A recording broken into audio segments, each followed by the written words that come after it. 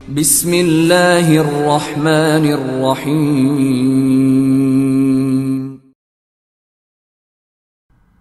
Episode 10۔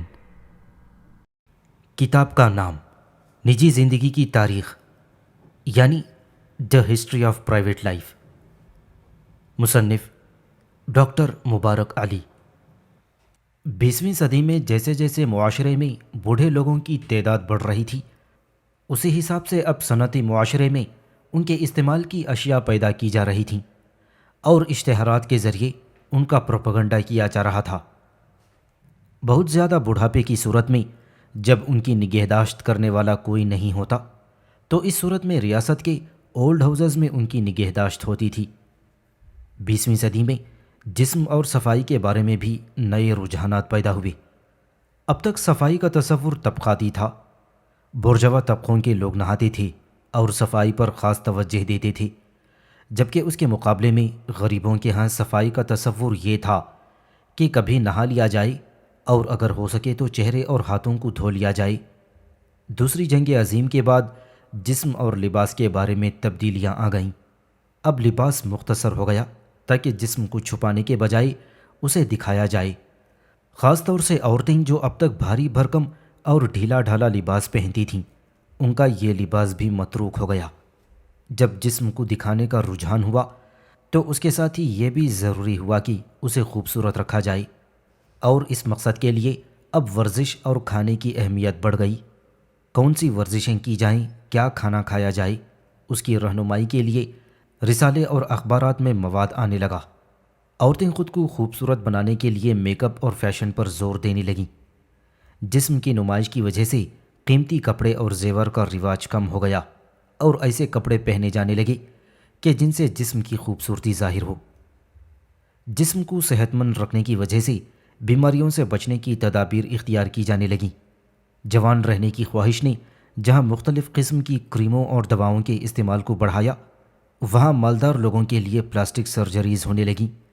لیکن لوگوں میں یہ خواہش شدید ہو گئی کہ وہ بوڑھے نہ ہوں اور نہ بوڑھے نظر آئیں۔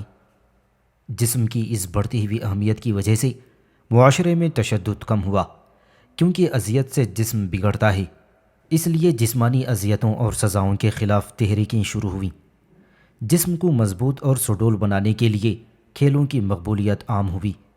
ان کھیلوں کے ذریعے فرد نے اپنے تشدد کے جذبات کو مقابلوں کی شکل میں ٹھنڈا کیا اور خود پر کنٹرول کر کے اپنے جسم کو بہتر بنایا۔ عورتوں کی خوبصورتی کے بارے میں بھی اب پیمانے بدل گئے تھے۔ پہلے موٹی عورتوں کو خوبصورت سمجھا جاتا تھا۔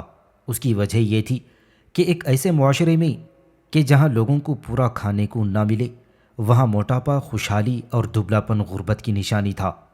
اس لیے جن مردوں کے توند ہوتی تھی انہیں خوبصورت اور خوشحال سمجھا جاتا تھا۔ غریب طبقوں کی عورتیں اور طوائفیں دبلی پتلی ہوا کرتی تھیں، مگر اب معیار بدل گئے۔ توند والے مردوں کو سست و کاہل سمجھا جانے لگا اور موٹی عورتیں بدصورت ہو گئیں۔ اسی لیے عورتوں نے خود کو دبلا رکھنے کے لیے ورزش اور کم خوراکی شروع کر دی۔ شہروں کی آبادی بڑھنا شروع ہوئی تو اس کی وجہ سے معاشرے کے سماجی ادارے بدلنا شروع ہوئے۔ جب تک لوگ چھوٹے شہروں اور قصبوں میں رہتے تھے تو ان کی ایک پہچان تھی، مگر جب یہ شہر میں آ گئے تو یہاں فرد لوگوں کے ہجوم میں گم ہو کر اپنی پہچان کھو بیٹھا۔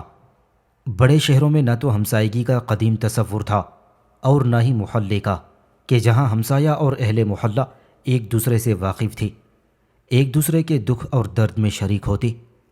اب شہر کے نئے اپارٹمنٹس کمپلیکسز اور نئی آبادیاں اس تصور سے خالی ہیں۔ ایک اونچی عمارتوں میں لوگ لفٹ کے ذریعے اپنے فلور پر جاتے ہیں اور پھر خاموشی سے اپنے فلیٹ میں پناہ لے لیتے ہیں۔ اسی طرح پہلے ہر محلے میں گلیوں کی اپنی زندگی ہوتی تھی کہ جہاں بچے کھیلتے تھے اور لوگ گپ شپ لگایا کرتے تھے۔ اب ٹریفک کی اور فلیٹس کی وجہ سے گلیوں کا یہ تصور ختم ہو گیا۔ ہر فرد اپنی نجی زندگی کے معاملات میں بہت زیادہ حساس ہو گیا۔ وہ اس میں کسی کی شرکت یا دخل اندازی کو پسند نہیں کرتا۔ اسی وجہ سے معاشرے میں درجہ بندی اور اتھارٹی کے خلاف بغاوت کی گئی، اور اسکول، یونیورسٹی، آفس اور گھر، سب جگہ پر فرد اپنے معاملات کا خود ذمہ دار ہے اور اپنے اوپر وہ کسی کے حکم کو ماننے کے لیے تیار نہیں۔ وہ اپنی نجی زندگی کے رازوں کو اپنے حد تک محدود رکھتا ہے، ان کو کسی پر ظاہر نہیں کرتا، لوگوں کو اپنے بارے میں صرف وہ اطلاعات فراہم کرتا ہے کہ جن سے اس کی صلاحیت اور کامیابی ظاہر ہو، اپنی کمزوریوں پر وہ پردہ ڈالے رکھتا ہے۔ اس کا اندازہ ہوز وہ کون کیا ہے قسم کی کتابوں سے ہوتا ہے کہ جس میں ہر مشہور فرد صرف اپنی کامیابیوں کا اندراج کراتا ہے۔ لوگ نجی سوالوں کو پسند نہیں کرتے اور گفتگو کو صرف ان موضوعات تک محدود رکھتے ہیں کہ جس میں دونوں کی دلچسپی ہو۔ اس رجحان کی وجہ سے لوگوں کے تعلقات بڑے محدود ہو کر رہ گئے۔ پرانے معاشروں میں بوڑھے لوگوں کی عزت ہوا کرتی تھی۔ اس کی ایک وجہ تو یہ تھی کہ بوڑھے لوگوں کی تعداد کم ہوتی تھی، لوگ اکثر جلدی مر جاتے تھے، اس لیے جو باقی بچ جاتے تھے اور بوڑھے ہو جاتے تھے ان کی قوت مزاحمت اور زندگی سے بھرپور مقابلہ کرنا ثابت ہوتا، اس وجہ سے لوگ ان کی عزت کرتے تھے۔ اس کے علاوہ بوڑھے لوگوں کے پاس زندگی کا تجربہ ہوتا تھا اور پرانی یادداشتیں ہوتی تھیں۔ صنعتی معاشرے میں آخر یہ دونوں باتیں ختم ہو گئیں۔ تجربہ اس لیے بیکار ہو گیا کہ مسلسل سائنسی اور ٹیکنالوجی کی ایجادات کے بعد معاشرے میں تیزی سے تبدیلی آ رہی تھی اور اس میں بوڑھے لوگ اکثر جوانوں اور بچوں سے پیچھے رہ جاتے، ان کا اپنا تجربہ بیکار ہو جاتا، نئی تبدیلیوں سے وہ واقف نہیں ہوتے، اس لیے انہیں خود کو حالات سے مقابلہ کرنے کے لیے بار بار اپنی تربیت کرنا ہوتی ہے اور نئی چیزوں کے بارے میں سیکھنا پڑتا ہے۔ اب اکثر بچے جو اسکول میں سیکھتے ہیں وہ آ کر اپنے والدین کو سکھاتے ہیں۔ دوسرے یہ کہ اب بوڑھے لوگوں کی تعداد بھی بہت کم ہو گئی ہے، اس لیے ان کا زیادہ عرصہ زندہ رہنا ان کی جسمانی طاقت و قوت کے بجائے نئی دواؤں اور ماحول کی صفائی پر ہو گیا ہے۔ باقی ابھی تک سیاست کے میدان میں بوڑھے لوگوں کی جگہ ہے، کیونکہ اس میں لوگوں کا اب تک یہ خیال ہے کہ بوڑھے لوگ سیاست سے زیادہ واقف ہوتے ہیں، اور اس خیال کو بہت سی بڑی شخصیتوں نے اور تقویت دی کہ جنہوں نے بڑھاپے میں حکومت کو سنبھالا اور اپنے اپنے ملکوں کو سیاسی استحکام دیا۔ ایک خاص عمر پر پہنچ کر لوگ ملازمت سے ریٹائر ہو جاتے ہیں۔ ریٹائرمنٹ کا تصور میدان جنگ کا ہے کہ جس میں شکست کے بعد میدان سے راہ فرار اختیار کر لی جاتی ہے۔ اس لیے ریٹائرمنٹ سے یہ مطلب نکلتا ہے کہ اب معاشرے کو اس شخص کی ضرورت نہیں رہی اور وہ اس کے لیے بیکار ثابت ہو گیا۔ ریٹائرمنٹ کی اس روایت سے وہ عورتیں جو گھر میں کام کرتی ہیں متاثر نہیں ہوتیں، کیونکہ ان کا کام جاری رہتا ہے اور ان کی افادیت میں کوئی فرق نہیں آتا، مگر جب کوئی کام کی جگہ کو ہی چھوڑ کر گھر آ جائے تو یہ اس کے لیے زبردست نفسیاتی دھچکا ہوتا ہے۔ اسی لیے اب ریٹائر لوگوں نے وقت گزارنے کے لیے مشغلے ڈھونڈ لیے ہیں، وہ کسی نہ کسی ہابی میں مشغول ہو جاتے ہیں تاکہ ان کی افادیت قائم رہے۔ 20ویں صدی سے پہلے موت ایک سماجی اور خاندانی معاملہ ہوا کرتا تھا۔ لوگ گھروں پر دوستوں، رشتہ داروں اور گھر والوں کی موجودگی میں اپنے بستر پر آخری سانسیں لیا کرتے تھے۔ اس منظر کو سب مل کر دیکھتے تھے اور اسی لیے مرنے والے اور زندہ لوگوں میں ایک تعلق پیدا ہو جاتا تھا۔ موت کا ماتم کیا جاتا اور تجہیز و تکفین کی رسومات بھی پوری طرح سے ادا کی جاتی، مگر اب یہ سارا منظر بدل گیا ہے۔ اب مریض ہسپتال میں مرنے کے لیے جاتا ہے، اگرچہ وہ آخر وقت تک یہ سمجھتا ہے کہ اس کا علاج ہو رہا ہے اور اسے موت سے بچایا جا رہا ہے۔ ڈاکٹر مریض کو موت کے بارے میں نہیں بتاتا، اگرچہ کچھ مریض اس کا اندازہ خود کر لیتے ہیں۔ اس لیے جب مریض ہسپتال میں مرتا ہے تو اس کے پاس ڈاکٹر اور نرسیں ہوتی ہیں، خاندان کے لوگ نہیں، اور اس نے موت کی سماجی حیثیت کو ختم کر دیا ہے۔ تجہیز و تکفین بھی رسمی ہوتی ہے، اور موجودہ زمانے میں اس پر بھی بحث کی جا رہی ہے کہ جب مرض لا علاج ہو جائے تو کیا ایسی صورت میں مریض کو مزید تکلیف سے بچانے کے لیے اسے آرام سے مار کیوں نہ دیا جائے؟ اکثر ڈاکٹر ایسے مریضوں کو مار چکے ہیں یا خود رشتہ داروں نے مریضوں کی تکلیف دیکھ کر انہیں مار دیا۔ اس جرم میں اب تک کسی شخص کو سزا نہیں ملی۔ برطانیہ میں ایک ایسے مریض کو جسے زہر دے کر مارا گیا، اس کی ایک ویڈیو فلم بھی تیار کی گئی۔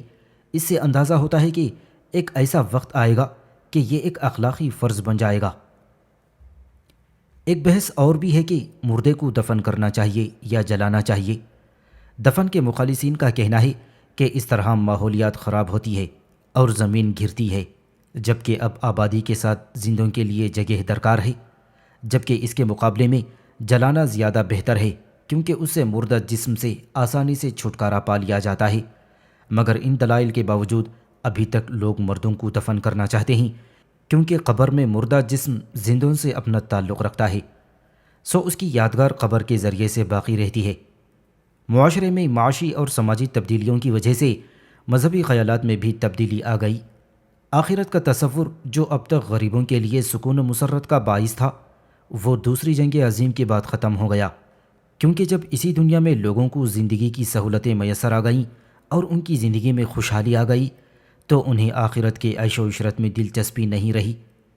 کیتھولک فرقے کے لوگ جو اب تک گناہوں کا اعتراف کرتے تھے، یہ روایت بھی کمزور ہو گئی، کیونکہ روایتی گناہ اب گناہ نہیں رہے بلکہ روزمرہ کی زندگی کا حصہ بن گئے۔ اس لیے پروٹسٹنٹس اور کیتھولک چرچ اس بات کی کوشش کر رہے ہیں کہ خود کو بدلتے ہوئے حالات کے مطابق ڈھالیں۔ مثلاً اب عورتوں کو چرچ کے اعلیٰ عہدے ملنے لگے ہیں۔ کیتھولک چرچ پر برابر دباؤ بڑھ رہا ہے کہ وہ برتھ کنٹرول کے بارے میں اپنی رائے بدلے، اور پھر غریب ملکوں میں تھیولوجی آف لبریشن کے نام سے ایک تحریک چلی ہے کہ جس نے چرچ کو انقلابی کردار ادا کرنے پر مجبور کر دیا ہے۔ سامعین سے گزارش کی جاتی ہے کہ ہمارے سارے چینلز ایلیکونٹ ادب ایکسٹراز، سواد آف حق چینل اور اتحاد الانصار چینل میں جن آڈیو بکس اور سیریز کو مکمل کیا جا چکا ہے، ان سب کا مطالعہ ہمارے پلے لسٹ سیکشن سے کریں، اور ان آڈیو بکس اور سیریز کو آپ اپنے دوست و احباب میں شیئر کرتے رہیں، اور ہمارے سوشل میڈیا پلیٹ فارمز کے لنکس ڈسکرپشن میں دیے گئے ہیں۔ ہمیں سبسکرائب اور فالو ضرور کریں۔ جزاک اللہ۔